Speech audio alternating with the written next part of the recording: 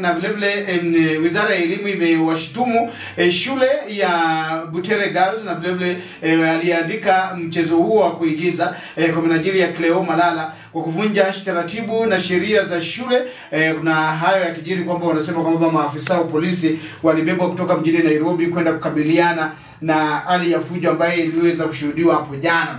Ndio taarifa ambazo zimeandika katika The Daily Nation ukurasa wa kwanza na kuendeleza kamilifu katika ukurasa wa 2, 3, 4 na 5. Taarifa hizo zikiandikwa kuhusiana na ile ambayo jana hili limeita kama ni aibu kubwa zaidi, yani shame that a play lampooning an imaginary rogue regime was bound to upset the government of the day.